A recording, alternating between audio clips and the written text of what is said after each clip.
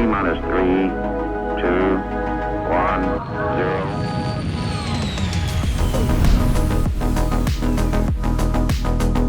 0. Hello, friends, space nerds. Welcome. Happy New Year. Oh boy, it's 2026, the release year of Squadron 42, right? It's obviously it's happening this year. Yay. It is. Don't doubt me. Clap, everybody. It's happening. Definitely releasing. It's happening. I Okay. believe. I have faith. It's happening. I have faith.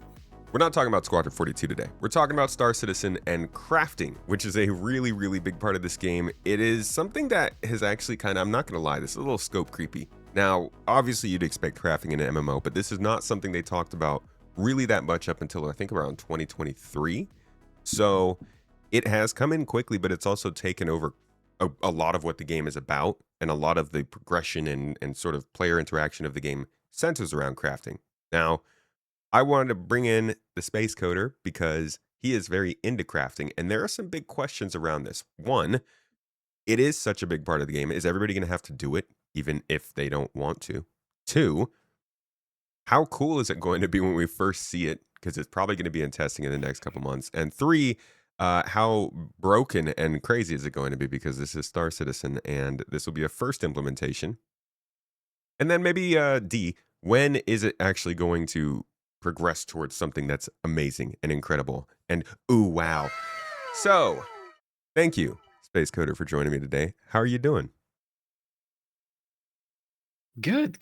Happy to be on the show again. I think we did this a similar thing last January as well. Oh yeah, did we It seems talk like about I'm the January guest. the craft? We were I talking think about last crafting. year we were doing expectations and server meshing, and it was also like January start of the year, and now we're doing this year's other big thing besides Squadron. We're doing crafting. So I'm happy to be back on the show. I was very much looking forward to it.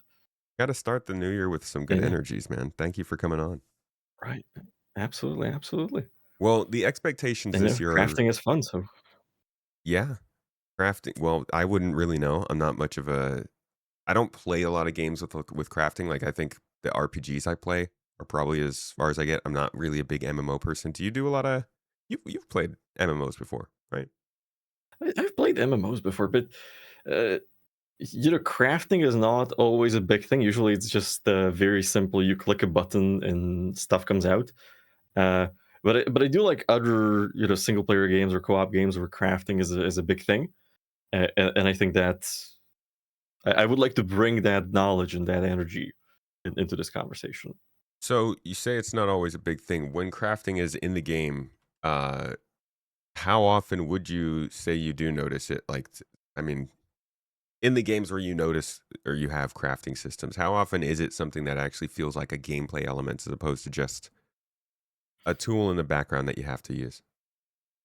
Well, so if we sort of compare, right, and if we actually don't have to go very far, we can go to Elite Dangerous. And I know Star Citizen players hate hearing the E word. I'm sorry, guys. No, we love Elite But Dangerous. Good times, dude. and when you think about it, Elite actually has crafting. Lots of people don't know about it because you have two types of crafting in Elite. You have the basic fabricator that's on your ship where you can do basic parts, and you have engineering, which is different from the engineering in Star Citizen in the fact that you bring and engineer some exotic components and they give you upgrades for your ship. Uh, and most people will do that first part of crafting where you just take basic resources and you make some stuff that you need out of it. I think you can craft like ship ammunition and limpets and that kind of stuff. However, from what I've observed, most people don't do the engineering loop because the resources are very rare. The impact on your ship is negligible for at least the lower tiers. And if you switch your ship or you buy different components, you have to do it again. Mm. But if we look sort of outside of MMOs and we look at, for example, co-op games, and the thing that comes to mind right now is either Satisfactory, because that has a crafting system. Obviously, the whole yeah. game is about crafting. Yeah. And it's, when you think about it, it's very simple. You just add resources, select your desired product, and you craft. And I think that's a very nice sweet spot for what Satisfactory needs because you're supposed to be automating this stuff. But then you can go like more complicated, and you look at Return to Moria, for example, which I really need to get back to because I have a good playthrough started. Uh, and there you actually have blueprints, and you have these like epic weapons that you can craft, and different tiers of tools and weapons, and you need these to progress through the story, or through the if you're doing the sandbox playthrough, you need higher tiers of equipment for the higher tier enemies, and you need higher tier materials, and so on and so on. And you actually do have to do it manually. You have to gather all this stuff manually, or loot it, and you manually craft it. And I'm guessing you Granted, find certain things in certain places. yeah, yeah, you find wood in the forest, you find rocks in the caves, that kind of stuff, and Yeah. valuable, rare stuff you get from opponents. So there is a lot of existing examples for crafting out there. And I think Star Citizen is going to, as you said, scope creep. I think we're gonna scope creep the hell out of it. Uh, hopefully in a good way. Hopefully in a good way. So the model that Star Citizen takes when it comes to crafting is more along the lines of what you described in the latter games, such as uh, it's not just about the crafting; it's about the exploration. Oh, there's the E word that really gets to people. Um, it's about the act of finding the resources, right? Of knowing where good resources are, of figuring out how to transport those resources, of then crafting those resources and protecting the goods that you create and then finding a place to sell them. Like crafting is crafting, but it creates a whole loop around it that we've seen Yeah, mostly brought into the game now. exactly. Also, before I forget, a lot of people in the comments are probably going to say Star Wars Galaxies as Yes. an example of a crafting system, because that has very similar material quality stuff and item tiers to what CAs you're planning. And I have heard that's a big inspiration. Don't quote me on that. Haven't played it personally, so I can't speak to it. But I think a lot of people are going to say it in the comments. But yeah, you're correct. There is a crafting on its own is just, I would say, somewhere in the middle of that value chain. Now, obviously, you will be able to craft without actually gathering the materials yourself. You will be able to just buy it from people, or buy it from, the trade centers, Yeah. or maybe someone's going to give it to you. Maybe Could just go you're down going to to have a the player who's salvage like, yard. yeah, exactly. Or you're going to have a player who really likes, doing the research on blueprints, and they have a bunch of high tier blueprints, or maybe they looted a bunch of high tier blueprints somewhere, but they don't necessarily want to do like the material gathering loop of it. But maybe they're like, hey, I have this fancy blueprint. If you bring me the materials, I will craft this thing for you. And then people come to them with the materials and be like, hey, can you craft this thing for me? Yeah. Yeah, I mean that's what drew me to Star Citizen too. I didn't know about Star Wars Galaxies. That was well before. I won't say well before my time. I was playing games, definitely not computer games around the time that was new. By the time it shut down, I think I was, but I wasn't looking. I was just barely finding out about Eve by then. And one of the things that Yeah. I think was really interesting from Star Wars Galaxies that I've heard, which is the same thing in Star Wars that I thought was interesting, is that everybody kind of plays a part of a game that has so many different segments of it that you might just not like another segment, right? You just don't like mining gameplay, but you still want to make the best spaceship. So you just hire somebody else to do that mining segment for you, and then you fit that into your whole gameplay session. And that's what it feels like crafting really aims to do. But I do think that there's obviously a lot of hesitation from people because Star Citizen is Star Citizen, and CIG has still, I don't think, fully proven a like a solid suite of game mechanics, like a full game loop system. I don't know how you feel about that. I think mining is pretty close, but without the refining process and without actual usefulness to resources, it's kind of hard to tell. Yeah, that's kind of the you're correct. We have come very close to a full sort of resource loop, especially with mining. Salvage is actually pretty close as well. Yeah, Uh, the only thing I'm missing with salvage is that maybe there should be a way yeah, you get like RMC and CM, but I feel like there should be a way to refine that into like the original materials yeah, that it exactly. constitutes out of. Uh, but no, you're correct. Mining came or is very close to a full sort of resource value loop. The problem is that unless you're like very, very picky about what you're mining, 95% of what you find is not useful for anything. Yeah. The only thing that you can mine right now that is useful for any other gameplay loop is Quantanium and Karenite, because Wicklow is buying those. Hmm. Uh, the rest of it you're just selling to an exchange for a give or take fixed rate. So we're sort of missing that next part in that value chain where someone or you or someone else takes those resources that you mined and you build something out of them, whether that's a base or items or components or ships or any really kind of stuff that you can build. Yeah. And I think that might add I'm not going to say it's going to fix the whole issue. I think it's going to add another layer to it depending on which way CIG go about it, of course. And that definitely spurs the not just the player economy, but actually it can make a difference in the whole game's economy when there are more resources being sought after. They can start to actually have locations ask for certain levels of minerals and stuff, and that creates some level of churn, right? Like, do you think that's where crafting is going to take things? Is that kind of a switch flipped for the economy? Well, when you think about it, uh, and I talked about this in a recent video of mine. Star Citizen has two economies. One is the player-driven economy, so your player marketplaces like SC Market or UEX or many others that I don't know about. And this is completely unregulated chaos that players are in control of. Control, in quotation marks. Yeah. This is true market economy. What we're seeing right now with the massive inflation of prices, uh, yeah, we got money exploits. There's exponentially more credits in the system than the system is able to use up. So prices go up. That's how inflation works, kids. Uh, Economics 101.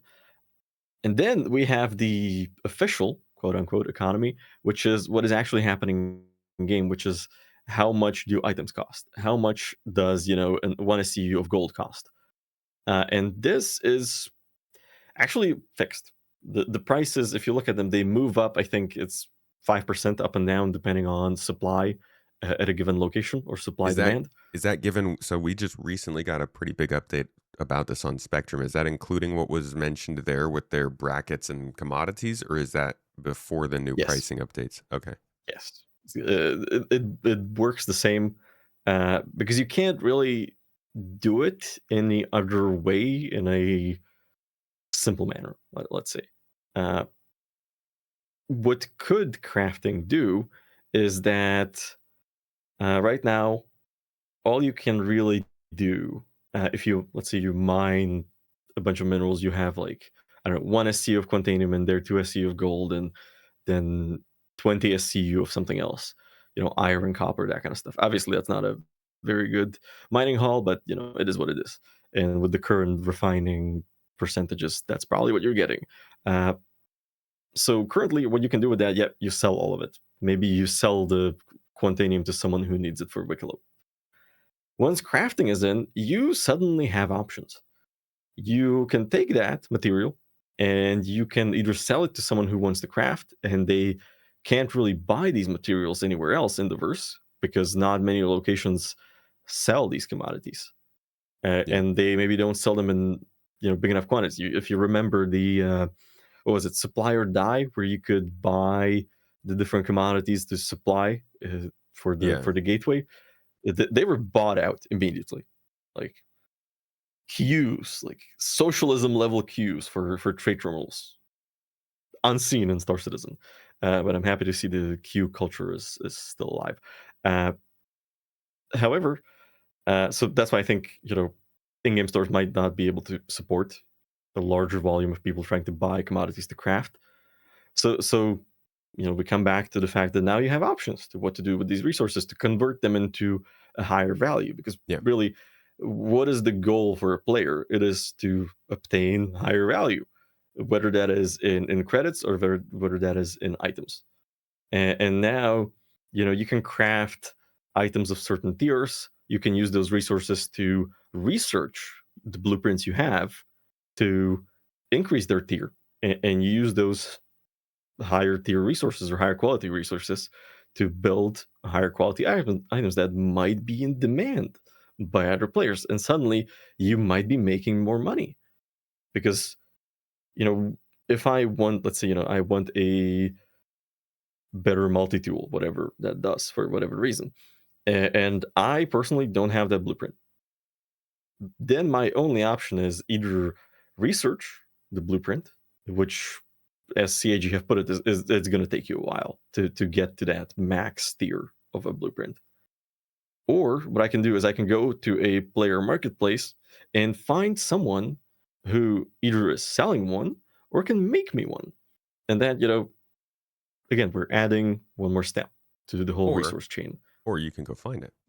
People can tell you kind Or I of can go, where this thing pops up, and then you go and you start running that dungeon or that Onyx or that space station or whatever until it pops up. or or you use this website called Armory, which tells you the percentage drop Yeah. rate.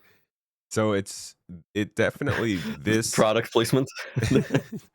this episode is sponsored by.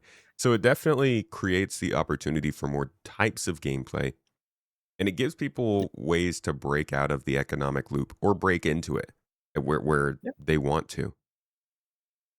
And really, when you think about it, it's another gameplay loop, which on its own, even on its own, it's a good thing. We need more gameplay.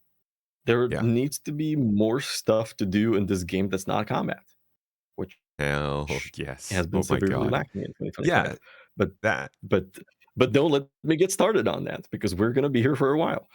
I think that should be the see. I'm not the kind of person who would say, "Oh, they only focus on combat." I can see very clearly that they've like we're talking about crafting here. We know that they're focusing on stuff that's not just combat, but Yeah. also, um, very clearly in the long term scheme of things, this game has always leaned more into the development that supports Squadron 42, like the easy stuff, the combat, the load a box and take it somewhere.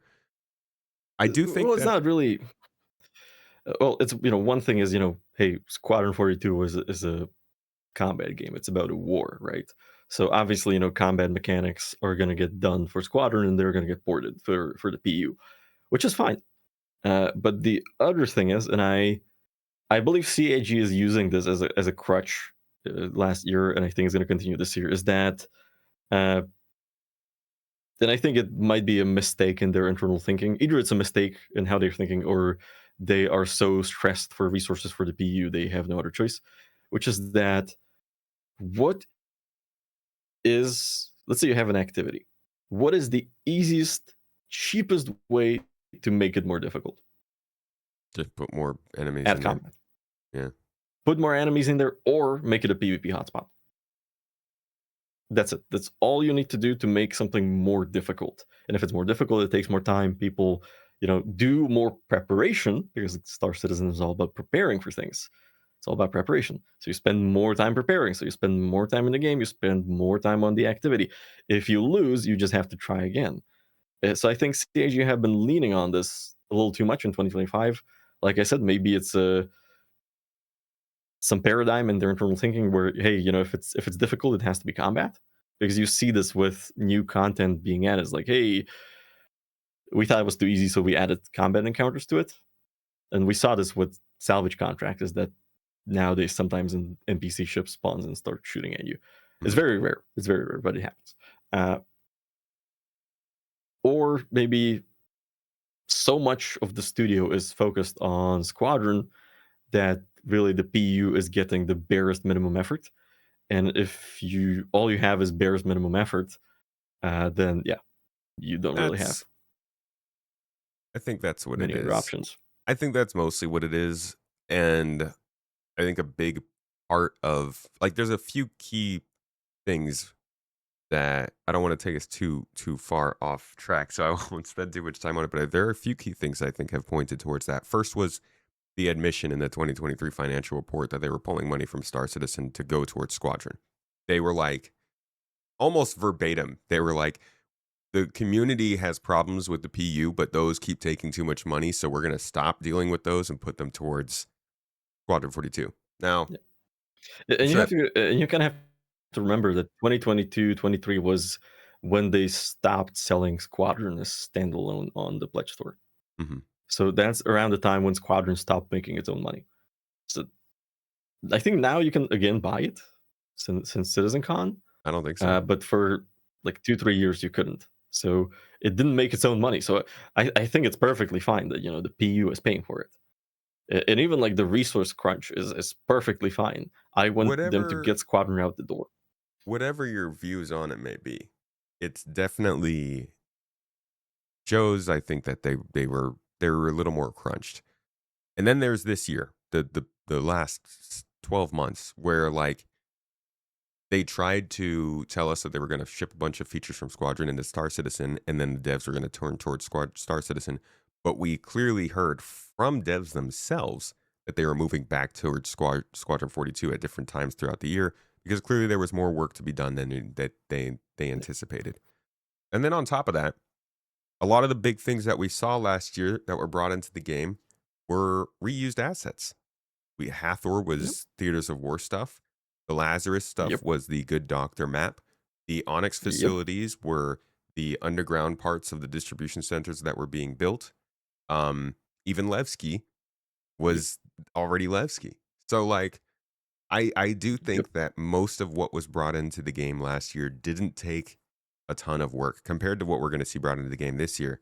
And I Yep. think that combat is a really easy stand-in to make those things a little more, yeah, like you Yep. said, more fun, take more time, um, and be a little more difficult. It's a lot easier to throw a new enemy into a salvage situation than it is to change the way salvage work and add Yep. fuel siphoning and compressive compartments and Yep. stuff. Really, I think what Chris Roberts is aiming for is to have a very, very smooth release of Squadron. So they have a very well performing, very polished, functional product that also captures the story. And we know they have the story part. I mean, we have seen the first 2 hours of the game. So we know the story, the visuals, it's amazing.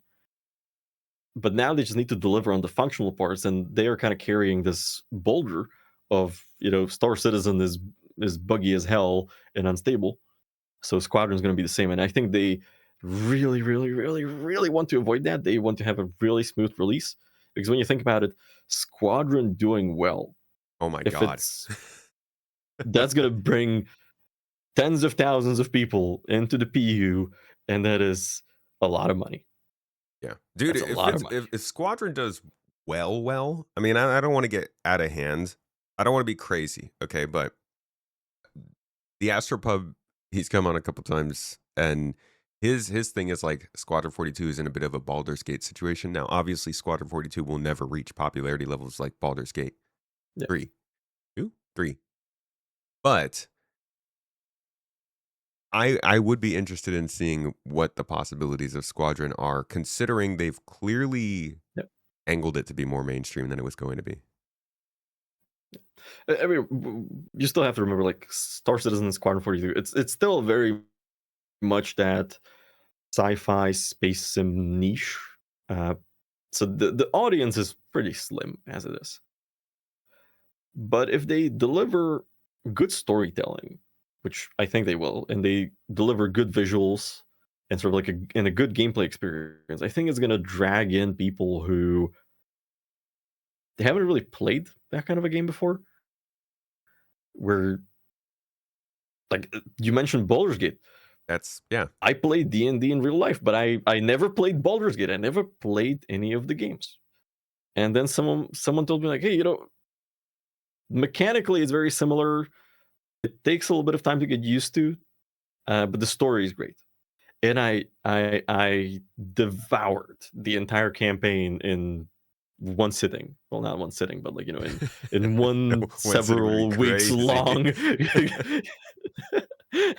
In one several weeks Like, long sir, stretch, get up, thing. walk. Uh, yeah, and then I played it, and I go back to this person, and they're like, "Oh, you missed half the game." I'm like, what? What are you going on about? I spent 80 hours on this. They're like, Sir, no, you there's play there's D&D. more. Try again. And then I tried again. then I tried again, and now I'm playing for like the third or fourth time. So yeah. So I think if we manage to you know get a little bit of that fringe audience where like they're maybe interested or maybe not, like maybe they're not interested in Star Citizen, but maybe they would play a cinematic story like Squadron. I think that would be what we're going for, where the game does okay. And Well, there's a couple articles being like, hey, Star Citizen has redeemed itself with the single player campaign because it God, works yeah, and I it can don't be know if played. that'll ever You know, happen. But I do think well, it would require game journalists to like use their brain, which I sometimes mean, happens. They have bright moments. there's plenty of good reporting that happens. It's just a matter of like the expectations are so insane after all this. It's just Oh yeah, like, it could be a great game, but it's never going to be like, oh, this is better than expected. It's always going to be expected to be better than it will be. yeah. Well, yeah. The expectations are very high from within and without the community, and it's not a bad thing. I do think we should manage our expectations, but not about Squadron. I think we should manage our expectations about what happens after Squadron. Yeah, Because I think well, a lot of people in the community are assuming, like, oh, suddenly all of these people who have been working on Squadron for the last 5 years are going to be working on the PU, and we're going to have 1.0 in 2027. No, we ain't. There's two more parts or acts of Squadron that need to I get mean, done that they're there's going to start working on immediately, there's definitely unless going it's to a big be flop. there's Unless definitely it's a big going to flop. be more focus on the PU after that. I honestly think that focusing too heavily on a part two might be a bad idea. Even if it is a great game, sequels are really freaking expensive. I mean, I think Oh more yeah. expensive Oh, yeah. than keeping the PU development going, but maybe not. I don't know. I certainly understand the appeal of another Squadron, and I know that from the beginning it was supposed to be this story that's been split into three, so it's not like it's extra Yeah. or something, but um they need to Yeah, focus on the it PU. was always meant to be, three parts. What they could do if CIG wanted to be like really cool and they were like very very sneaky about this whole thing, is like, oh, it's all three parts. Like all three parts are releasing now. It's done. And then everybody was like, whoa, whoa, we didn't see this coming. That would be funny. That would be hilarious. I would love that. But I think like the chances of that are very very very low. And we got very very very off topic, but Yeah. that's okay. Well, this wraps back around to crafting and this year ahead of us. We're talking about what to expect from Squadron 42 being finished in Star Citizen. It has made so much of the focus be on combat. And from the cargo refactor in 2023 to PES around the same time to salvage around the same time, engineering now in 2025. And I'm sure something must have happened in 2024 that was slightly industry related. There is starting to be some focus on industry. And I don't think that should be taken lightly. I think a lot of people don't understand how Yeah. basic this game was for how long. Up until salvage, the only two things you could really do in this game were combat and mining. A little bit of Yep. courier missions, but like cargo hauling didn't really matter either. So in the last couple of years, we've seen engineering, cargo hauling, salvage, and mining take a step up. So industry is clearly becoming more in focus, and I think that sets up 2026 for crafting. Do you think this is about to be the most important part of Star Citizen? For 2025, definitely. Uh, Obviously, there are other things that are important that are in the works. Obviously, we have Nyx getting fleshed out. Along with that, we're going to have the instanced areas and instance missions, which is also a very big, very important feature in my mind. And How do you feel about the I'm instance also thing? sort of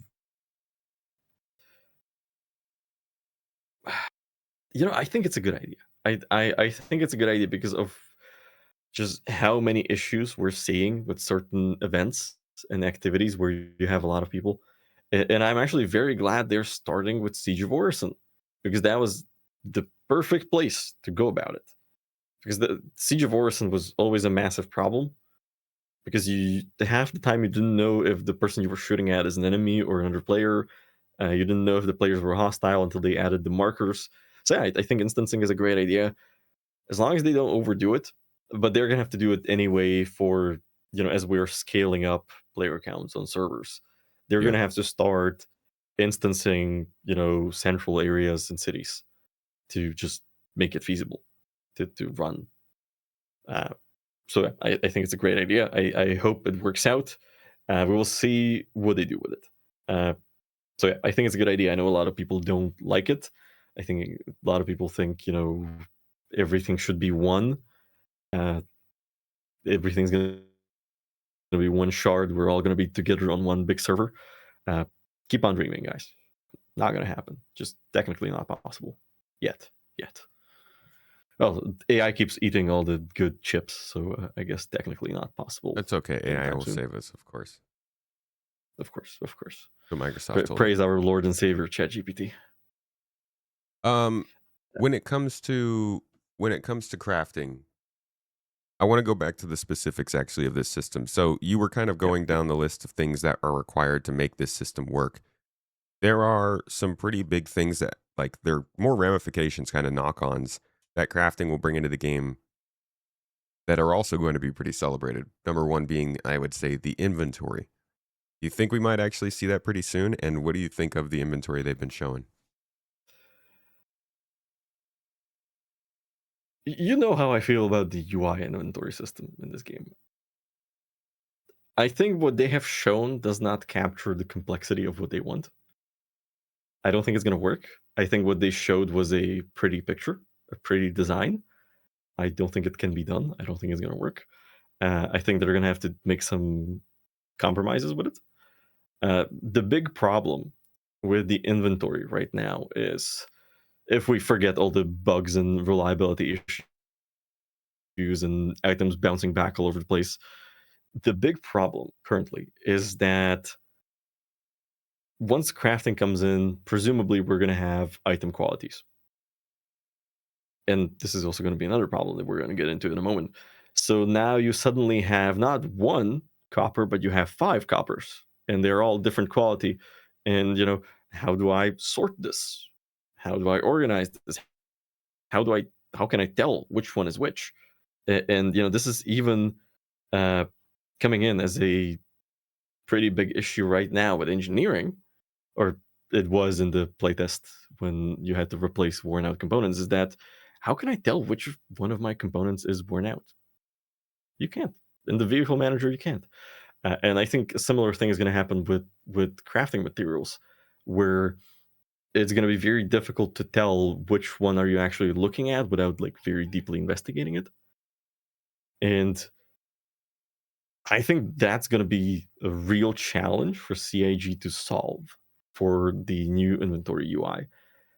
And one thing in particular that I really dislike about the design that they have shown, and obviously it was I want to stress this, it was a design. It's nothing that was implemented. It was just a design, a mock-up made by a designer. So we don't, like, that's nowhere near the final look. Mm-hmm.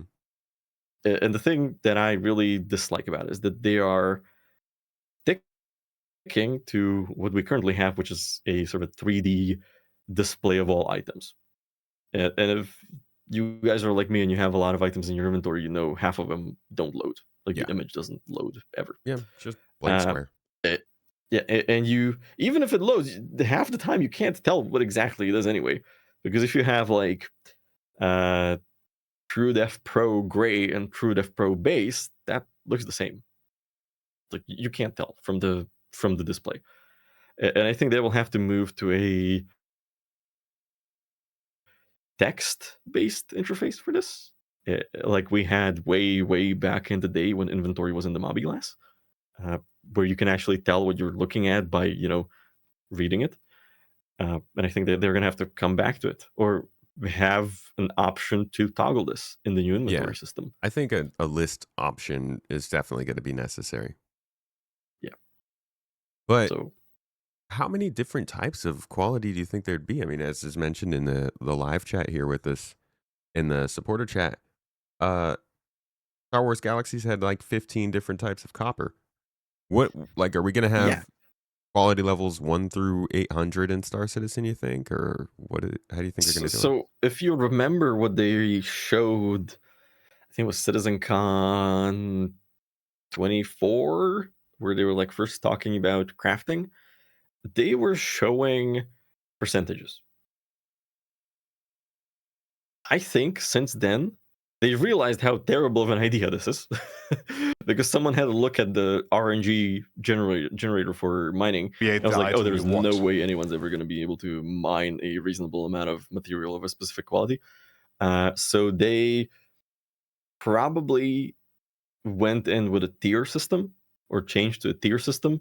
And we're kind of seeing this with like the Valkar fangs or teeth, whereas like, it's a was it bad quality, good quality, exquisite, or whatever it's called.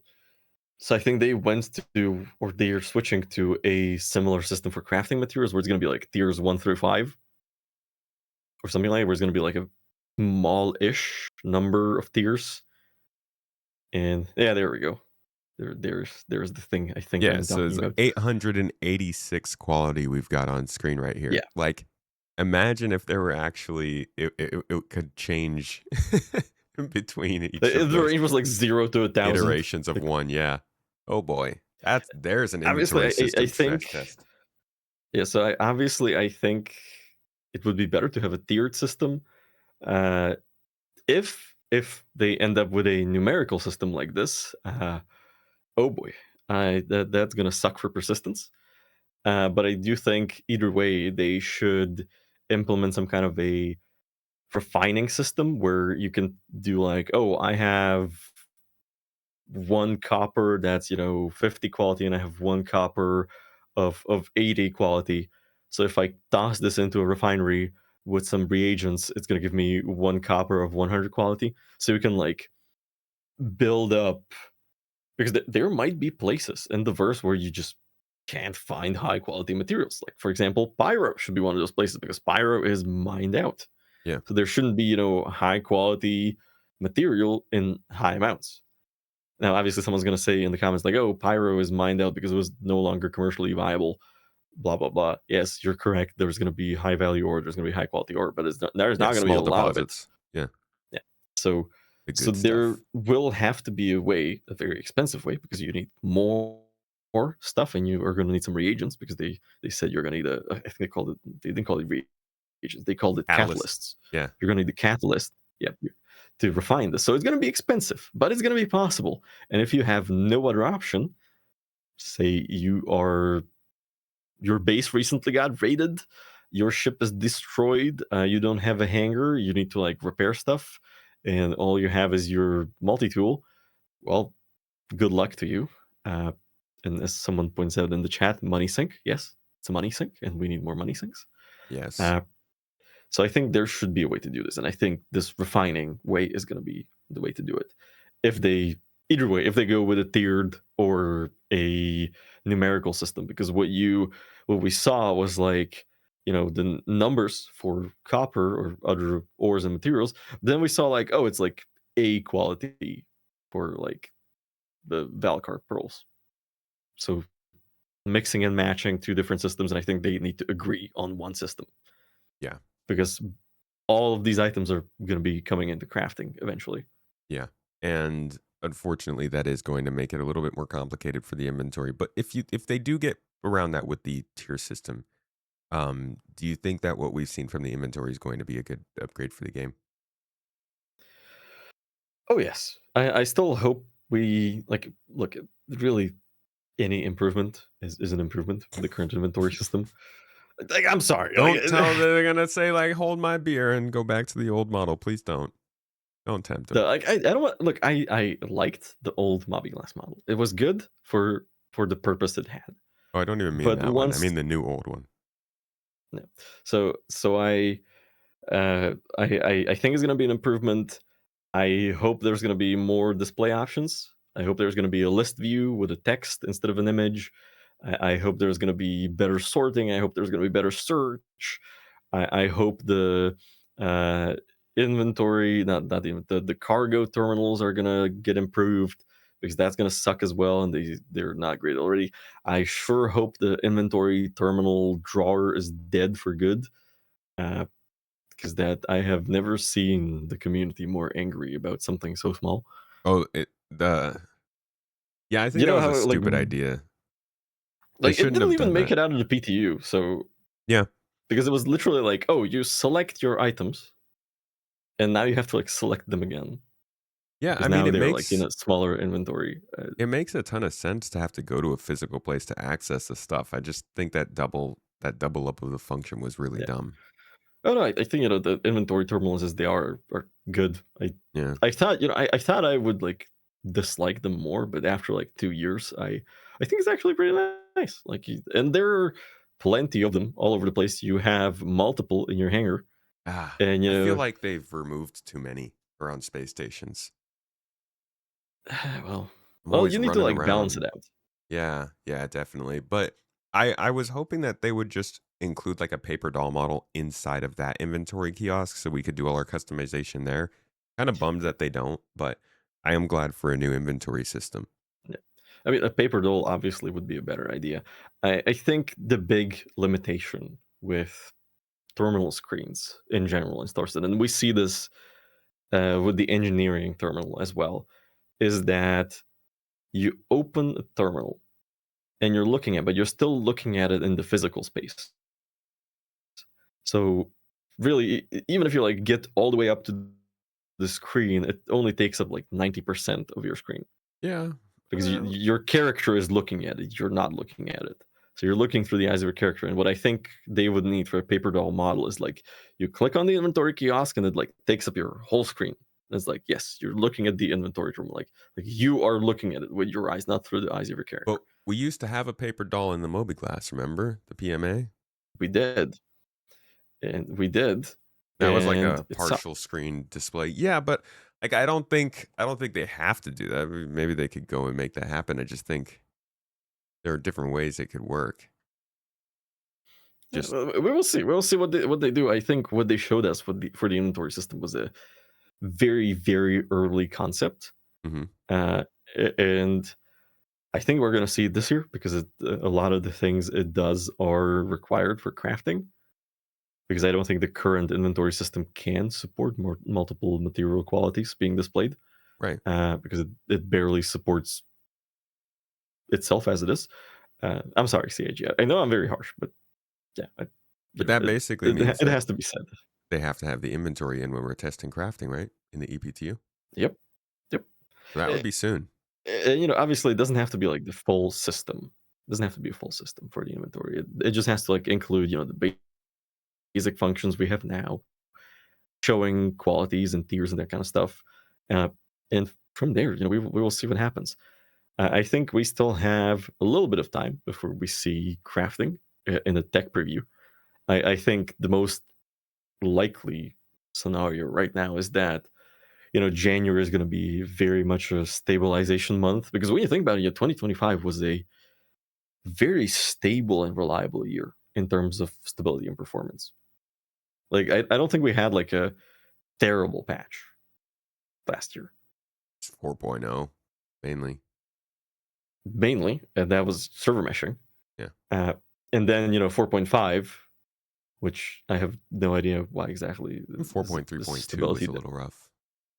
but it wasn't like like I was the other day I was practicing for the Daymar rally, and in like the 2-hour drive my server crashed like 8 times. It recovered every time, but I didn't drive very far because I was waiting for 10 minutes every time. Jeez. So yeah, it was very slow, very frequent, very annoying, and I haven't seen this in a very long time. So I think January is going to be very much fixing bugs, stabilizing things a little bit. Maybe we're going to see a new event. Maybe we're going to see something happening in Nix. And then February is going to be new next feature, something big. We're probably going to get a planet. And then March we might see a first tech preview for crafting, where it's going to be quite possibly like a very rough UI for crafting. That's going to be very short-lived. It's going to be maybe a week or two just to gather some initial feedback, some initial data. Then there's going to be silence for a month or two, and then they're going to come out with a full tech preview, open PTU for everybody to try it. And they're actually going to have like a lot of blueprints, and they're going to have a lot of materials, and they're going to have the full UI for crafting. Because when you think about it, we're only getting the mini fabricator that you can have in your hangar or on your ship, the one where it's like, I think they said like 2 SCU or something. What I don't think we're going to get anything bigger this year. I think that's all we're getting. I don't think we're going to get ship onboard fabricators. So sorry, Clipper owners, sorry, Carrack owners, and whatever that new, I think they said Consolidated Outland or Grey Cat ship that's going to have a fabricator on board. Yeah, they were talking about a forge. Yeah. Yeah. So I don't think we're going to see onboard refineries yet, because that requires a different system. Because when you look at it, the fabricator they showed, you physically put the resources into it. It had like a receptacle where you put resources in and items come out. And on ships, you don't have this. The Carrack doesn't have this in the onboard fabricator. Oh, they said the it's just Clipper going does to not pull have this. from the cargo And deck. they said it's going to pull from the cargo hold, and I don't know how difficult that's going to be. I don't know if they're going to do it. If they do it, that's going to be great, because It's I'm not going to have to magic, buy a dude. fabricator. They don't but... get to do magic stuff too much. That's nice. I hope it just disappears. Just cut the corner on that one. I hope so. Like, they, for once, keep it simple. Yeah. For once, so I think we're definitely going to see it this year. I think it's going to take a couple months. I think it's going to be very limited, at least at the start. What I would like to see is, they roll it out with, I don't know, 20, 30 recipes for like basic weapons, basic armor, and like basic items. Maybe like even like no research, just like let us craft very, very basic items. And then as we go through the year, they expand the number of blueprints, and maybe we get research as a separate tech preview. Because if you remember, research required like, oh, you have to craft an item of this much quality, and then you have to like go and kill this many people with it. So it requires you to go on a quest, and for that we would actually have to have like mission persistence, which we don't have. Yeah. So I'm just now thinking lots of knock-on stuff. We're going to enter an era of development where we're just kind of watching them slowly trickle out every item we've always known through the blueprint format. It's just going to be a slow process, probably.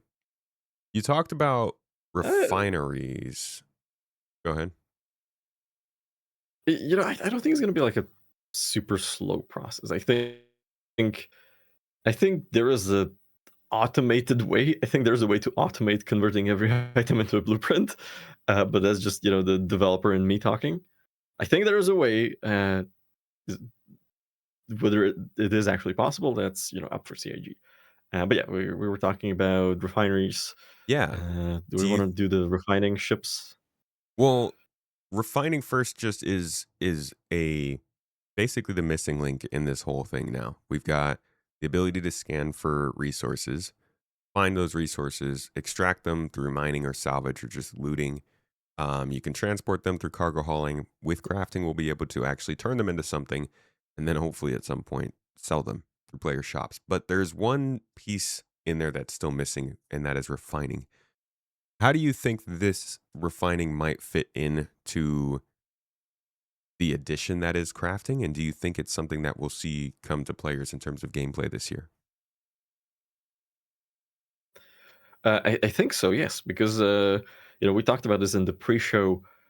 Salvage was salvage had refining added to it with the rubble and dust or whatever, the construction materials, and CAG explicitly said that this was a prerequisite for crafting.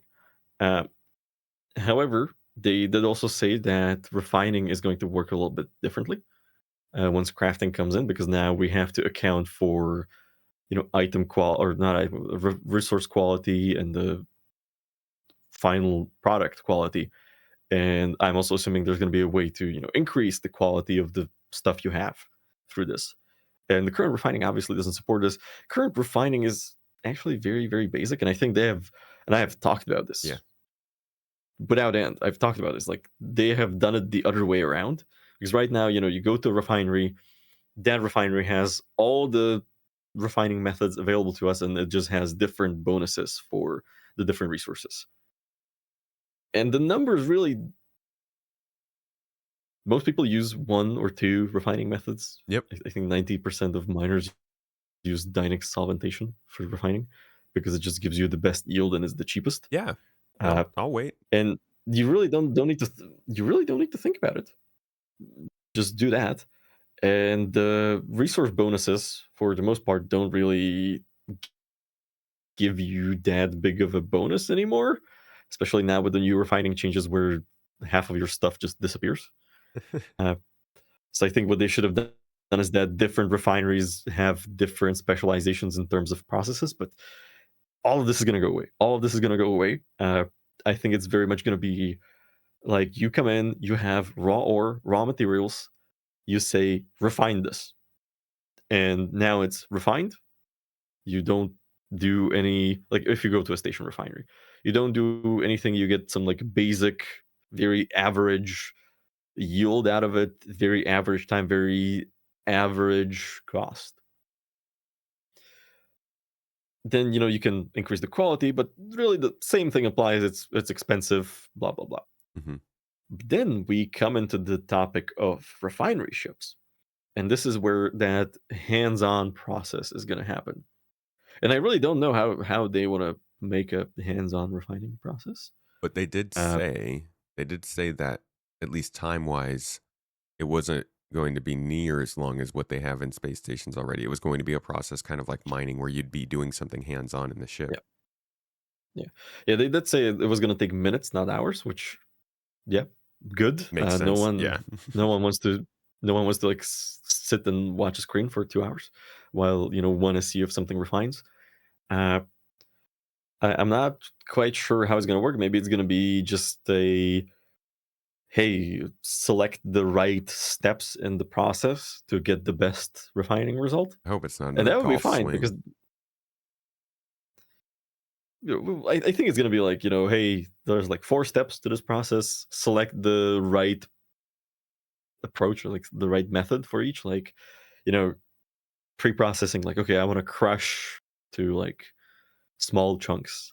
Then like melting, I want to be melting at a high temperature. I want to use this catalyst, and then I want to like post process by applying whatever. And then it gives you like, given these steps, you're going to have this yield, and it's going to take this much time, or it's going to fail. It's not going to work.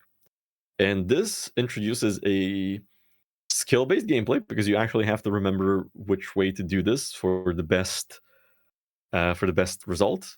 Hmm. It's transferable knowledge, because you can learn from someone how to do it, and you have to remember it. So I think that would be good. I like someone in the comments saying it's going to involve a beam somehow and a multi-tool module.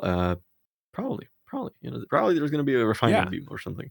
Uh, I mean, uh, maybe if there's mobile refining, if there's refining outside of ships, I think it would genuinely be a disservice to not make it available on a multi-tool. It would be weird game design to not have every major game ability be doable through the multi-tool. so I don't think it's going to be like a direct multi-tool thing. And I think CAG need to like do more of this. Uh, I think it should be like an item. It's like, let's say it's like the 1/8 SCU box, like the one that you can hold in your hands, where it's Mhm. like a mini kiln, right? And you can like place it on the ground. You can charge it with the charge and drain function of the multi-tool, and that gives you, one charge to do one refining process. And you can add like hand mineable chunks, and I think CAG should add like all the materials to be hand mineable. So I think you should be able to hand mine Quantanium, Yeah, I just also for the lulz. Uh, and you can like put this down, outside of your ship. Like let's say like you crash land somewhere and you happen to have this on board, so you like go around. Let's say there is a cave near you, so you go in, you mine all these like basic resources, you place this kiln on the ground, and then you like go and you do like a very very basic refining process. Like it's not going to be high quality, but it's going to be fast. It's going to give you just the resources you need to get started, and that's it. That's all you need out of it. It's going to be like a simple mini game similar to like mining gadgets where you like put sliders on it and it's gonna like give you a tiny little copper ingot, yeah, and it'd you be can like use that with your multi-tool to like fix something, carrying a fabricator with you, basically. basically. Yeah, Well, that's fair. fabricator and like a catalyst, or Yeah. not So it doesn't have to they be the call it multi-tool, but reactor. It's gonna be a different thing, and I don't think maybe we'll see. Maybe they'll do like a refining tool, like you point it at the rock and it's gonna start, you know but yeah, no, it's that gonna would be start weird. converting it into ingots. That That would would be be weird, weird. but yeah. It's Beam So Citizen. the addition of crafting and obviously the knock-on effect of adding refining is going to come with the introduction of a new ship, most likely. Do you think that they will introduce refining using the ship that already exists to introduce it, or do you think we're going to see a brand new straight to flyable refining ship with the new gameplay, and then the Expanse owners are going to be left to think, wonder when I'll see my Expanse? Well, so the problem with the Expanse, in my mind, is that the Expanse was designed before they knew what refining and crafting was gonna look like. Ah, tale as old as Star Citizen. Yes, pretty much. Because I think at the time they didn't know they were gonna have non-standard mining bags. Because I don't think you can like attach the Golem mining bag onto an Expanse. And at the same time, I think the Expanse has no storage, so like, what are you gonna do with the refined material? Like, there's nowhere to put it unless they like give it an external cargo grid or something. Uh, it is just tiny. Like, yes, it has 4 reactors, but they're tiny. So I don't think you're gonna be able to like process, a prospector worth of ore in Yeah, a reasonable time. I think the point of that ship was kind of like almost like a stop off, quick mom and pop shop kind of thing. You come in with your prospect, you pop it in for a couple minutes, go out, do something, come back. Yeah, basically, and it's a very nifty ship. I used to have it. I no longer have it. I did the smart thing and I melted it for a Galaxy with the refinery module because that's probably going to come in sooner, uh, and it's going to be more practical. So I think more likely we are either going to see a new straight to flyable ship with an onboard refinery. Uh, I'm sort of thinking we might see like some new Argo thing for this, like a new raft variant. Uh, or we're going to see the Galaxy and the refinery module, because we already know the Galaxy is in the pipe. Yeah. We know that they're working on the modules for the Galaxy. They didn't say which modules, but I think refining would actually make a lot of sense along with the cargo module. But yeah, I think unfortunately the Galaxy is going to be left in the dust for a little longer, and it's going to be redesigned completely. To I think the core concept is going to be the same. I think they're just going to rethink how the material mechanics work for the Expanse, because I don't remember the concept, but I think they specifically said that you put the refined material back into the mining bag, but the mining bag has to be cleaned first, and it can't do the cleaning. You have Hmm. to like clean it somewhere else, and that just, I don't know, seems like too many steps.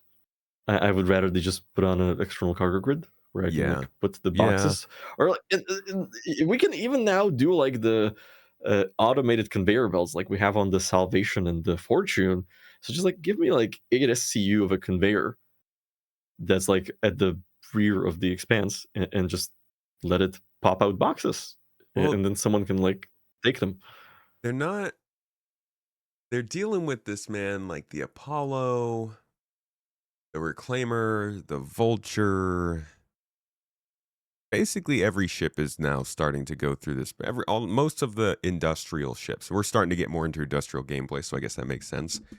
They're all starting to hit this point of, oh, the gameplay doesn't fit the ship. We gotta like. I'm wondering, how is the Vulcan gonna change, right? I'm surprised that we saw the Golem come in with a different sized mining bag, and they didn't make any sort of statement about like, we are standardizing all mining bags to be in this shape now. It kind of gave the feeling that they were going to allow those MISC ore Yeah. pods to Well, exist I think the alongside whole thing with the boxes. golem was like, oh, Drake are weird, right? But Yeah, why? no, I Why? think I think the story there is, like, oh, it's weird that Drake, they didn't get a license for the MISC ore pod, so they made their own ore pod with blackjack and hookers, That's awful. because that's just how Drake does it. Yeah, look, from a standardization standpoint, it's terrible, but it's very Drake to do. But no, you're correct that there was no sort of statement on how this is going to work with refinery ships, because I don't think that Drake Golem mining bag is going to fit into any refining ship, because that expects the standard, MISC and Argo mining bag. Yeah. So is it just like you can't do refining with or you can't like do ship refining with the Golem bags? Is there going to be a new Golem variant for refining? That would be pretty hilarious if they did like a Golem refinery. Ooh, Uh, maybe they'll sell you an LTI ship that's focused entirely on moving things from Golem bags to MISC Argo bags. That's it. That's the only thing it does. Got LTI. that could be a pretty cool like a ground vehicle thing. It's got LTI. $60 with LTI, like that's a great token. There you Uh, go. People yeah, frothing for it. so yeah, no. So yeah, though I don't know how they're going to reconcile this, and you're absolutely correct in saying that a lot of the older, let's call it that. I don't want to say that the Vulture is old, because it's like what, 3 years ago. A lot of like industry ships, and we're seeing this with the Prospector as well. They're coming into a point where, oh, like the gameplay is evolving, but the ship is becoming obsolete, and it's a problem for the Prospector. It's going to be a problem for the Mole. Uh, I always say that the Mole should have been a 3-person ship, not a 4-person ship, and the pilot should have controlled the middle gun. But hey, whatever. Uh, and Siege, you're gonna have to like go back and do something about this. The problem with that is, most of these ships don't really have room for a radical redesign, Yep. especially the Vulture and the That's the Prospector. problem. There Yeah. just isn't enough room to like do something about it, and that's okay. That's okay. The Prospector really doesn't need much work besides, hey, let me select what ore goes into which pod, so I can like focus certain things into one place, so I have them in one ore pod, so I can refine it first. Uh, but yeah, the Vulture is gonna need a little bit of love, and Reclaimer is gonna need a lot of love. But I think they pretty much confirmed that it's gonna get a full rework at some point. Same with the Starfarer. Uh, Orion is basically not even on the list at this point, because the Orion is kind of like, I think the Orion is actually gonna be like the very last ship that's ever gonna come out. It's like, yeah, Oh, really? hey, Not the Endeavor? 20 years later, we have done the Orion. I think the Endeavor has a better chance of coming out Okay. first. Okay. Big take. I don't know why. I think they're gonna be like the last two, but I think the Orion's gonna be the last, because the Endeavor, they can just go in like, hey, we released the base Endeavor with the science module, and we're gonna be releasing the other modules soon. Where like, to make the Orion work, you kind of have to get like the big mining lasers working. You have to get like drones working. You have to get like big onboard refineries working. So there's a lot of prerequisites, and you're probably gonna have to redesign it, because the RSI design language has changed quite a lot since the Orion was concepted. So there goes my Orion. It's too expensive for me to buy anyway. So And like, who would want to operate that? Like, can you imagine how expensive it is going to be to run Gonna in be a hell of Orion? a thing. Yeah. All right. Another part of crafting, and arguably one of the most consequential changes. This is something that's going to affect everyone. Made a huge difference to gameplay for people in 2025. Many people love it. Many people hate it. A lot of folks don't even know what the whole idea behind it is. But item recovery is going to take a step forward when we get crafting as well. A big step forward. Basically, looting is coming back in the way that it was meant to. You can lose everything once again, but you can also register it to get it back with a one-click interaction in your hangar. And you'll have to pay some money, obviously, but it's kind of like claiming our ships, right? You Yeah. register something and you get in, it's insured. You get it back when you die. So things are easier to lose, but they're easier to get back. Um, there's a pretty massive change coming with crafting as well, huh? Yeah, no, absolutely. While not directly related to crafting, besides that, I think they said like subscriber items and such, you will get a blueprint so you can like recraft the item. Uh, but yeah, though it's Yeah. a big change for the better. Item recovery tier 0 was really a step back to pre-local inventory times when you wouldn't lose stuff. Uh, but now you can insure stuff. You're going to get it back for some amount of money. This is good. It's a money sink. We need more money sinks. And it's going to bring looting back, which a lot of people in the PvP community were very unhappy that they can't loot basic weapons off of people anymore. I don't know. So it's going to be a Looting big step. completely died. Yeah, looting completely died. While I don't know. Like I don't know. Like a whole lot of people who like were carrying super rare stuff to them were before item recovery. I think you just when if you knew there was a chance you were going to get shot, you just took like the cheapest, most effective thing you could, which was whatever you could buy at the nearest store, Yeah. and you Like, kept like the fancy stuff in the inventory. exactly. But yeah, So do you yeah, think we'll this see. We'll see. Do you think this changed? Because what item recovery did was it got people feeling like they could go and wear their more valuable stuff. Now, I do understand that looting got annoying and things got more annoying with this item recovery tier 0, but it did encourage people to wear more of their valuable and their cool looking stuff.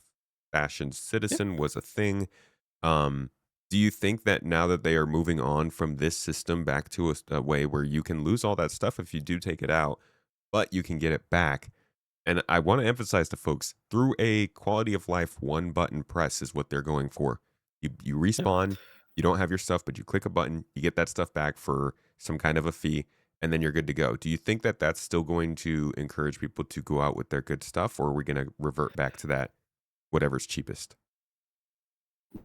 Well, I think there's going to be a mix. I think, after a patch where nobody has money, I think there's going to be a lot of, hey, I need to like concentrate my resources and I need to like play it safe and be frugal about it. But as we go into like later patch, post wipe, I think we're going to see a lot of people like, hey, it costs 5, 10,000 credits to like recover the stuff that I have on me. Uh, that's probably okay. Like I can eat that cost if I die. Uh, what I would like to see as a quality of life thing, where I believe they said like, oh, you have to go and register these items that you have on you for you to be able to recover them. I would like this to be automatic. Like, hey, if I'm leaving a landing zone with this stuff on me and I lose it, I should be able to recover it, and I shouldn't have to go to a terminal that's going to be on the other side of the whole place, probably, given the way CAG plays terminals, uh, and click a button where unless they make it like, oh, it's your inventory terminal in your hab or your hangar, then I would Yeah, I be, think. I would complain, but I would be like, fine, But I would rather it was automatic. Mhm. Like, hey, it's gonna cost you, you know, some value of the gear. I don't know how they're gonna calculate that for like rare stuff that you can't buy but have to loot. So you like pay for it. Yeah, I I don't know how don't they're know gonna do it, but because yeah, it's gonna be great. there's also like they're talking about giving you back the resources in the next tier, they were to give you back the possible resources, I think, or if you stolen it and it gets bricked, then you can turn it in for the resources. You could break it down to its components for crafting. Like there is a lot built into this system, and even more ahead. Do you think that it's an adequate system? Is it going to work? A lot of folks think that this is not going to function well for Star Citizen. Well, I think item recovery as a concept is a good idea and something we are in dire need of. Post tier one. Uh, the bricking of items is going to be interesting. Uh, I don't think I have seen this in another game, but I'm willing to get corrected in the comments. I think it's a interesting idea that you make it impossible for someone to use stolen items. I think it's fair that they can then destructure that item into resources. What I would like to see is the ability for people to legalize a bricked item. So, you can restore it to working order and make it yours. It's going to cost you a lot of resources, probably, or you're going to have to go to like uh, what do they call what is it called? Like the trader who buys stolen goods, a fence. So you have to go Mhm. to like a fence, and they go like, "Hey, yeah, for 100,000 credits, I'm gonna like unbrick this for you." And hey, you pay 100k and you get an unbricked item, or maybe it's like, "Oh, I need like this much money and this item or like this resource to unbrick this for you." And Yeah. hey, and they're gonna do it for you. You're gonna have your item. It's gonna cost you something, and that I think because what I think a lot of people are afraid of, unlike the people who like to loot, is that I'm gonna loot something from a player and they're gonna respawn in 2 minutes and brick it, and then I don't have the thing anymore. Yeah. Uh, so I think that would really fix this problem, where you Mhm. can like for a cost legalize it because you still stole it from someone. It's still a crime. It's still you still did something illegal. Uh, if you parade around with stolen goods in Pyro, no one's probably gonna give a shit unless you like stole from one of the gangs in there. Then they're probably gonna care. But if you walk into Stanton and then you try to like land at New Babbage or something, and you go through that scanner and it goes like, "Oh, hey, wait a minute! Every single item on this person is stolen, sir. You've been selected for a random inspection Mhm. right away." So, And that's when security starts to matter. yep, crafting needs to come in the option to install a pound of C4 into things. Want to wear my glasses? Enjoy exploiting face.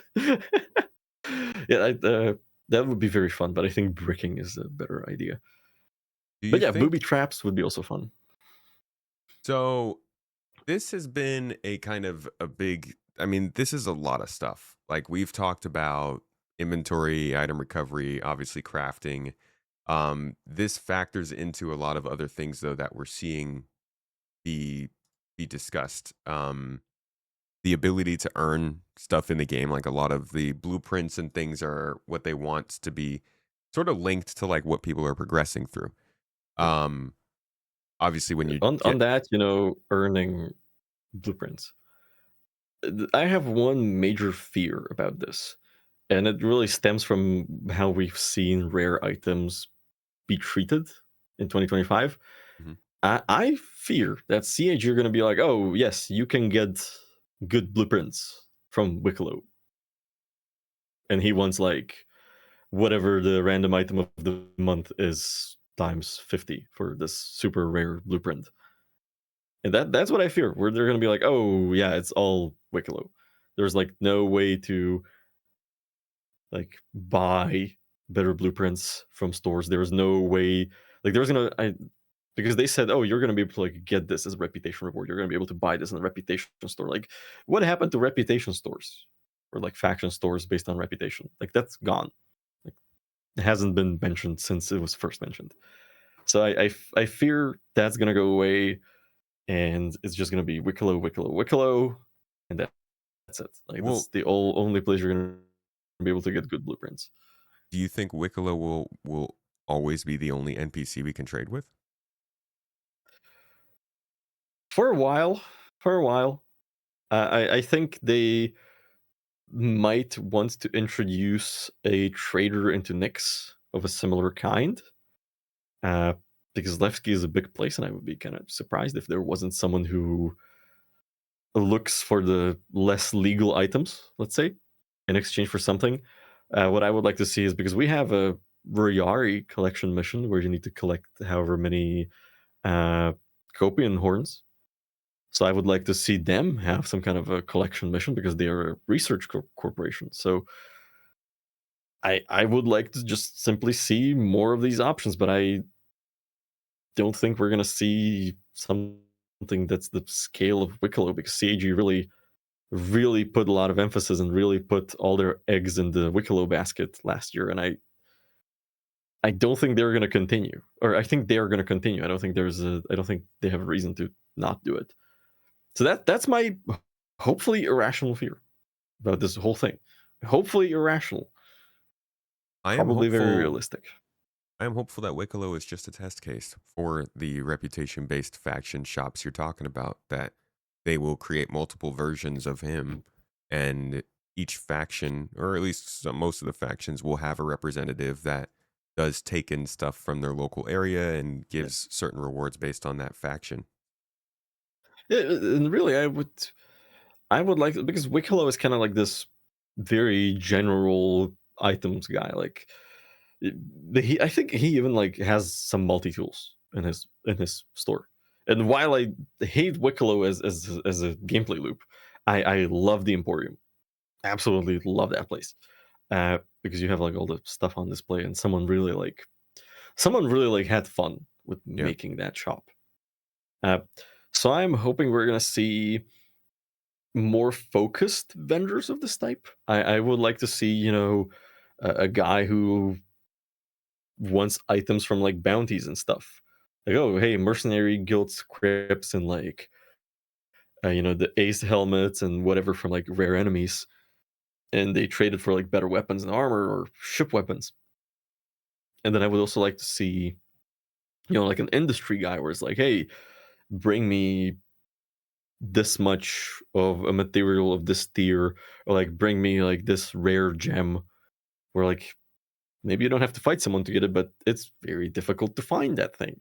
yeah, Or hey, go to a cave and bring me like a glowing mushroom, because apparently we now absolutely. have No, the there glowing need to mushroom. be So these people need to be essentially scavenger hunts that you can get for any given item, that you can then procure those things through different means that you don't find out through them, right? Like maybe because you've been in a bar and somebody mentioned to yeah, you that there was like a popular outpost somewhere that had a resource, and that's pinged in your Galactopedia, so you know how to get there.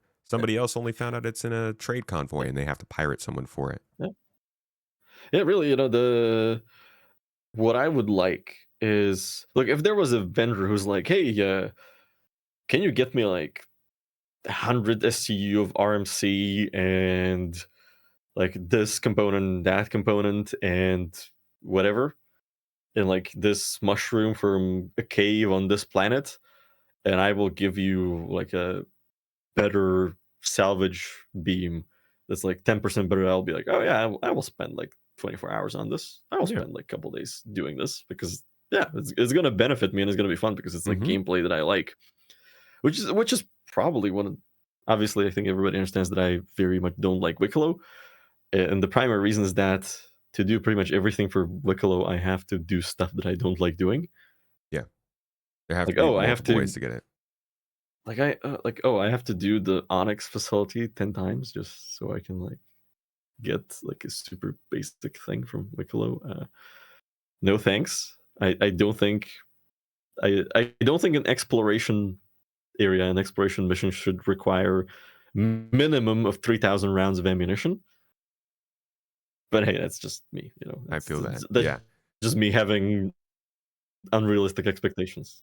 Like, We it should need be abandoned. Like, the Onyx facilities are abandoned, and there is 100 enemies in there, and an infinite supply of irradiated copians. Where is this coming from? we do need some variety, and I also feel like these NPCs should be the kind of people that you don't have to get a task from to go find something, but you should be able to spend some time in a star system exploring and finding things, and then go to this central location and say, what can I get for the things I found? Yeah. And really, this was one of my suggestions for like the early Wicklow implementation, and generally this kind of an item exchange store where you come in, you have some stuff. Like maybe you know what this person is looking for. Like maybe you know that hey, they want like irradiated Valkar fangs, or they want this rare metal, and they are looking for this, and they're willing to pay different prices for this, and you get like the specific currency with this person, like the Wicklow favors. So you can get these, and then you can use these to like buy things from this guy, and it's less structured, but also more controlled for the player. Whereas like I don't have to like remember that I have to get this many of this much and have like the mission active. I can just like over time bring this guy stuff that I find on my adventures that I don't need, and I'm like, oh, I have 100 favors with this guy. So well, what can I get for 100 favors? Oh, a new mining laser, cool. Let me take that, and I think that would be great for you know. I don't know what would you call this, like barter traders Yeah, or like just a trader. vendors. Yeah, so Yep, exactly. So we've gone over inventory, we went over crafting, item recovery, insurance. Obviously, with something like crafting in the way that these things are working, cross-patch persistence needs to be better, which is something that was mentioned in the letter from the chairman. Um, with this, we also have instances being talked about for this year, which will include things like Siege of Orison, as you discussed. That includes dynamic server meshing to work. Municipal Works will offer the similar kind of situation in Nix underneath Levski. On top of that, we're also looking at Planet Tech V5. Rock Cracker is a new location. Tactical groups are a large scale opportunity, and the story missions will continue. I think they will continue to add story missions and yeah. smaller scale contracts for just kind of things to do.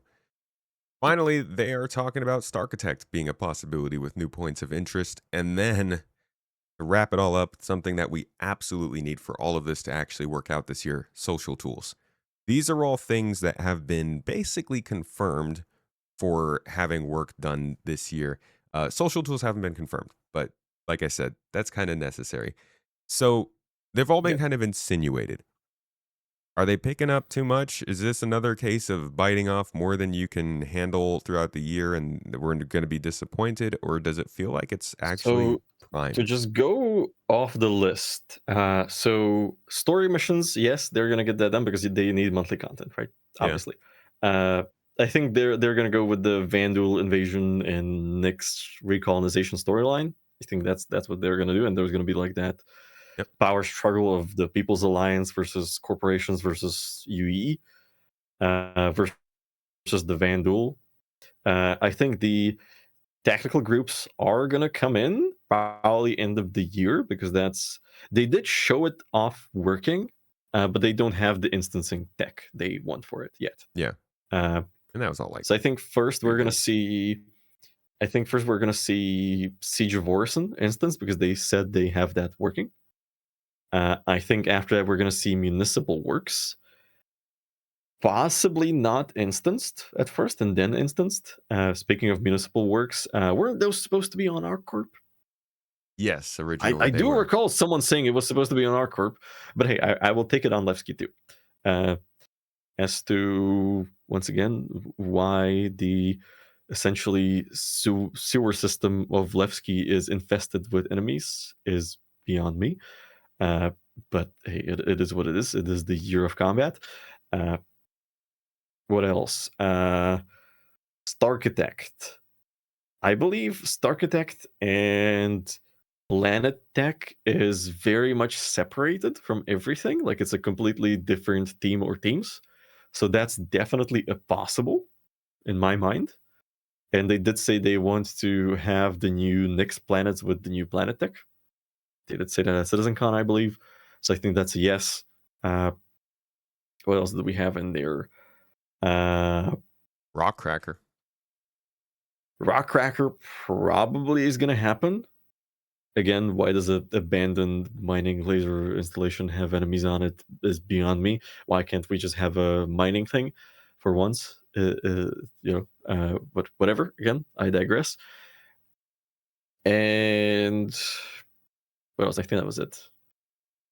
No, there was one thing where I was like, I mean, we it's not. could Oh, right, social tools. Yeah, not gonna happen. Social tools. really. You tools don't are think not they're going to do happening. anything? They just had a mutant block. You think they just did that and they're going to drop it for a year? Yep.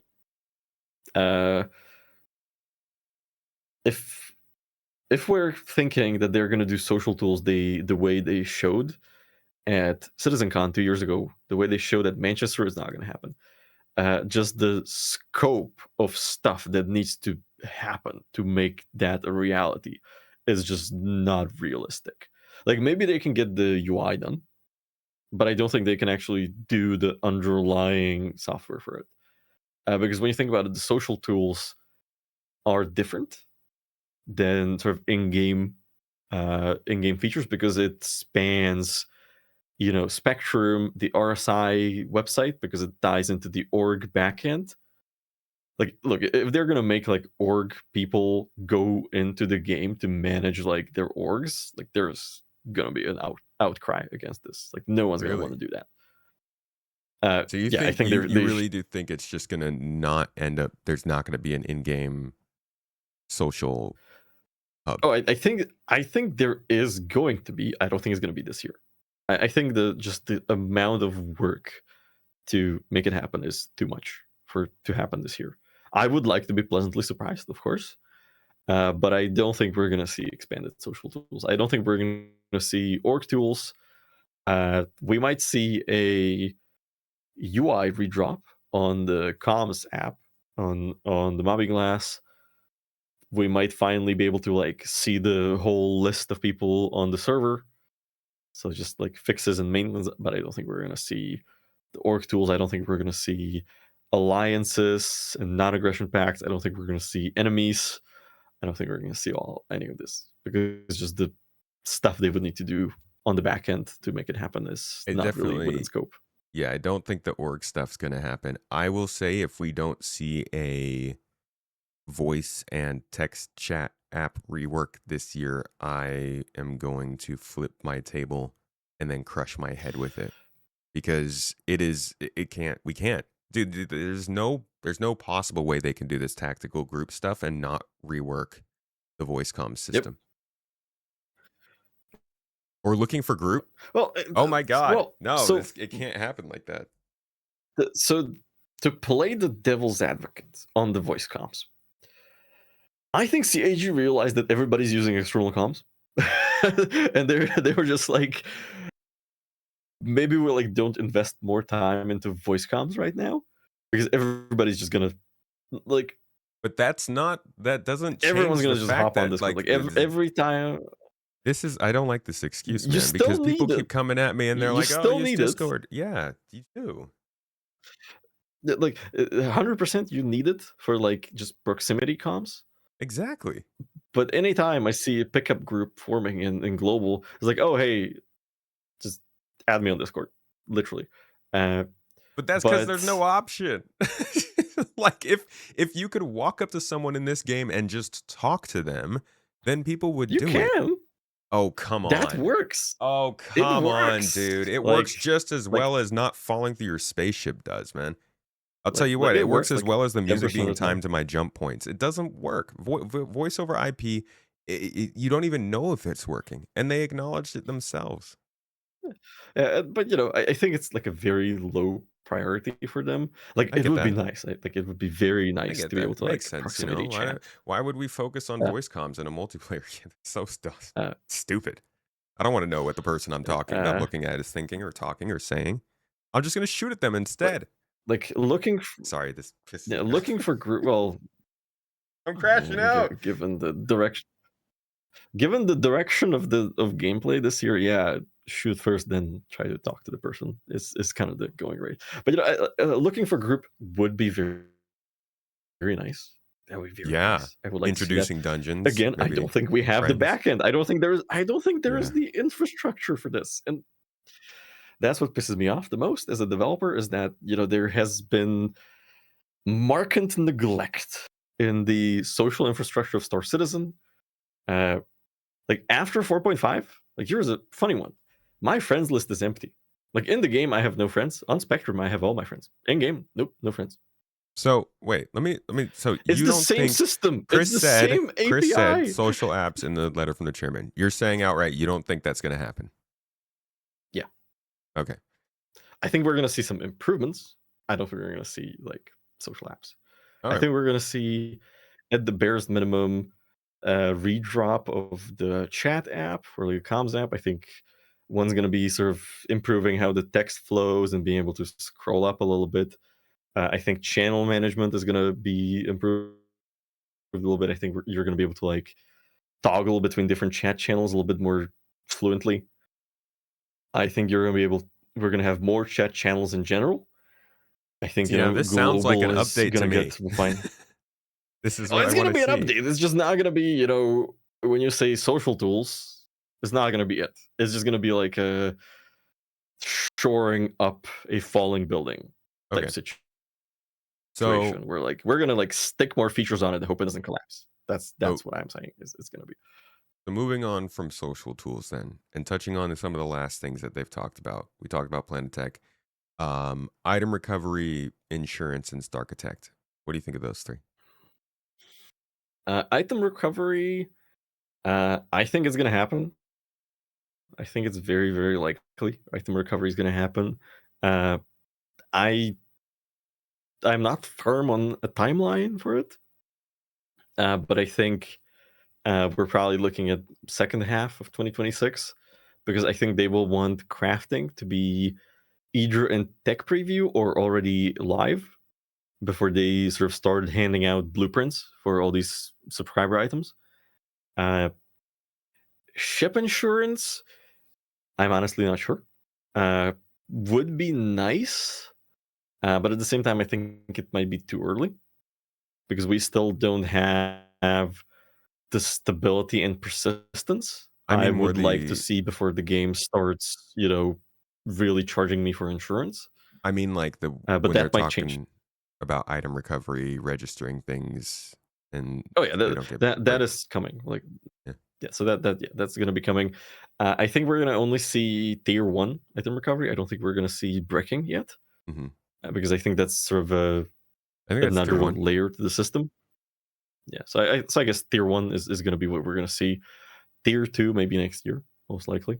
Yeah. But obviously, if they get it done this year, amazing. But I really can't estimate how much work that would be.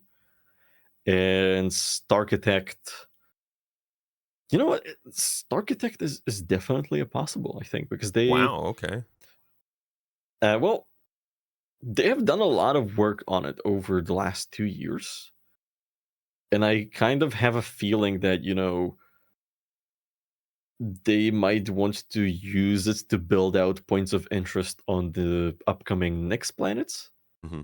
And as well as they come back and redo all the existing, because they're going to have to go and redo all of Stanton and all of Pyro.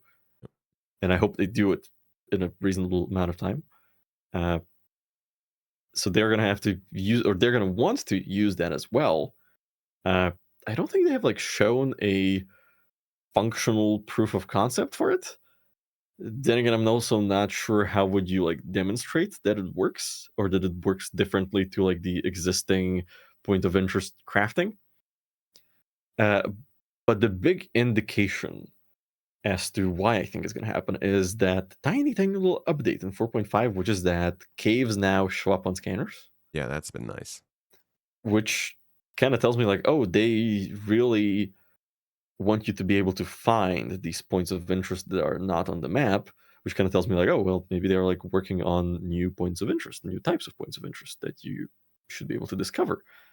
So I think it's possible, but at the same time, I'm not going to fault them for delaying it because again, massive piece of tech. And really, I say this on a lot of shows. Star Citizen has been going on for 14 years proper, I think 13, 14 years. Hmm. We're approaching a point where parts of the code base and parts of the design are 10 plus years old, which is problematic.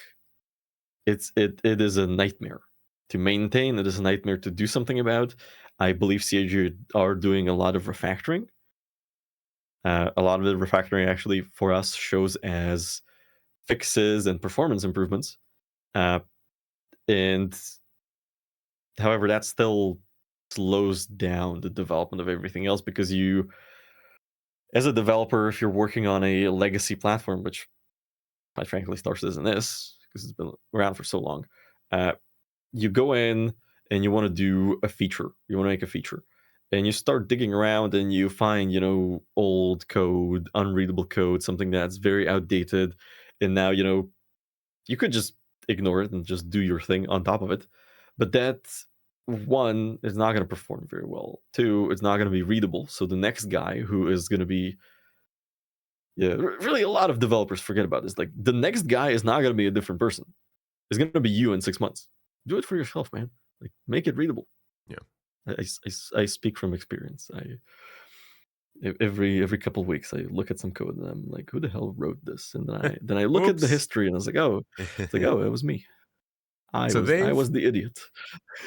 they've got a full lineup of things that they want to try and do this year. Could 2026 really be this good in your opinion, or are they biting off too much? Age is always biting off too much, and Yeah. it really, that's what I have come to expect from them, is that hey, they promise all of these things and then they sort of refine the expectations down the line. And honestly, I'm okay with it.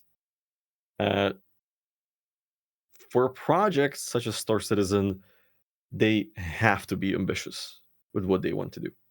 It just, they have to be, just because of how large it is, how complex, and just how interconnected all of it is. And it's okay if you refine expectations from that starting point, because you never know in development how things are going to go. Uh, and we saw this, with engineering as well. We had that first tech preview. What was it? 1 year ago, 2 years ago, and then Year they and a said half. like, well, yeah, year and a half. So and they said like, well, we liked it. Like it did what we expected, but like it wasn't good. And then we like didn't hear about it for a year and a half. And they came back with what we have now, which is arguably much better. So, and this is to be expected. You never know, like you know what you're aiming for, but you never know what you're going to get. Mhm. When you're developing something, you never know if it's actually going to be possible to do it. You don't know if you're going to encounter blockers that you can't resolve. And this is especially true for Star Citizen. I always say this: there are so many dependencies in Star Citizen and everything you do, and we talked about it indirectly with crafting. Is that, to do crafting, you have to have refining, and you have to have, UI and a different inventory system, and persistence needs to change, and item recovery, and all of this, and it's all related, and all of it is a dependency of something, and it's an absolute nightmare to plan.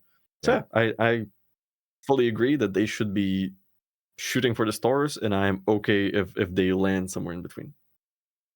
Like All I'm right. okay with it. Well, to wrap up the show, we are going to end with a little prediction from yourself. I ask every guest now to tell us one thing that might be, I don't know, a hot take for the next 3 to 6 months that you think might happen in Star Citizen. Uh, whew, a hot take. Wow. I lost my camera. So I think the ooh, you've lost your camera. Yeah, keep Should going we though. cut or should I? All right. So I think the obvious is crafting. I am hoping it's going to be in the next 6 months. The hot take probably, I guess, is that, wait, no, it's not 6 months.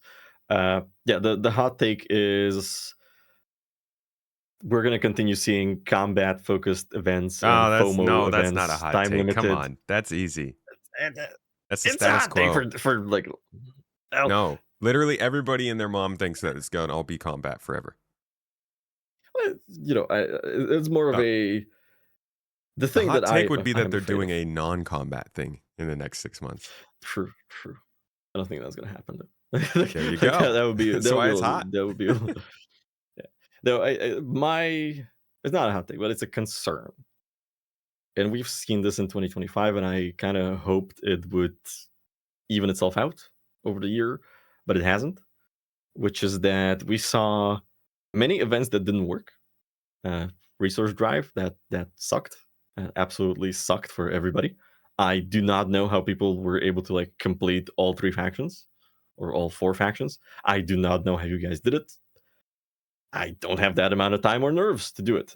So I think that is going to happen again, where we're going to have non-functional events, and we're going to uncover issues that nobody thought of at design I think if people of the played event. the event normally, they wouldn't have suffered so much. But people want to unlock every single thing. That's not how they're That's always fair. meant to Hey, be. that's that. And look, it's fair that you want to do that. I'm just saying it's not me. Uh, uh, and the other concern I have is that we saw a lot of monthly stuff, or like the flavor of the month activities, fall into disrepair after they were no longer the flavor of the month. Yeah. And I think that's going to continue. I think, right now, Vanduul Smugglers is the big thing, and even that doesn't work anymore, and there isn't even a new activity yet. And I think we're just going to see this, and there's just not going to be any maintenance. We're not going to see any new of the old missions brought back. I don't think delivery missions are fully coming back. I don't think the planet side investigation missions are coming back. I think reputation is going to stay the same. I think security is going to stay the same. Law is not going to change. There's not going to be any like security and law updates. Yeah, I don't know. That was like a lukewarm take. I don't know. I don't have any hot takes Trying right to now. Like sum my it up hot take for right you. now is that no, my hot take is that the economy is absolutely in the toilet, and there is nothing we can or should do about it. All right. That'll We have do. rambled on for long enough. Well, thank you, man, for joining me for this. If you could let folks know where they can find more of your content or your apps I know you built. Absolutely. So you can find more of me rambling about things. I ramble about things from my perspective as a senior software developer. So you can find me on YouTube as TheSpaceCoder, or if you would like to use some stuff that I have made, I maintain 2 applications. The Armory, which is and I hate this description, but it's very accurate. It's the Urkel for FPS. Even though I wouldn't, I hate that description, but it's very accurate. So you can customize your FPS loadout and stuff. And I recently added some cool features the PvP crowd among you might enjoy, because I had some PvP people requested from me. And the other thing is Hauler, which lets you optimize hauling missions that we have a lot of right now, and it's very profitable to do. Yeah, and that's where you can find me, or things I have made. Awesome, dude. Well, thank you so much for joining me again. As I said before, SpaceCoder, good. Actually, I don't think I mentioned, but good friend. We've been talking, chatting, hanging out in Star Citizen since like 2019, 2018. Probably, ADI yeah. days. Yeah. Yeah. So I appreciate you coming on here again, dude, to talk about crafting. I think it's going to be a big part of this next year, but good Lord, it's really up in the air how it's all going to go. It's gonna be a very exciting year. I am very excited personally. I am very excited to see what CAG do. I am very excited for the new content, even if I just go explore some planets on Nyx and I don't want to do any of the monthly stuff. But yeah, happy to be on the show again. Happy to come on anytime. You know that, and always a good time. And we always ramble on for 2 hours, which is It's fun. good times, dude. Thank you, man. Good times. And thank you everybody for watching or listening. As always, the spiel. If you are enjoying the podcast, but you don't want to go through the YouTube schlosh, you can head over to Spotify, Apple, Amazon, Google, Pocket Cast, wherever you want an audio platform, so you can listen to us on your morning commute. I do a lot of my podcasting at that time. I know how it is. And when does it come out on vinyl? Vinyl? Oh gosh, we have to set up some record deals. I'm sorry. We have to talk to the big publishers. Ew.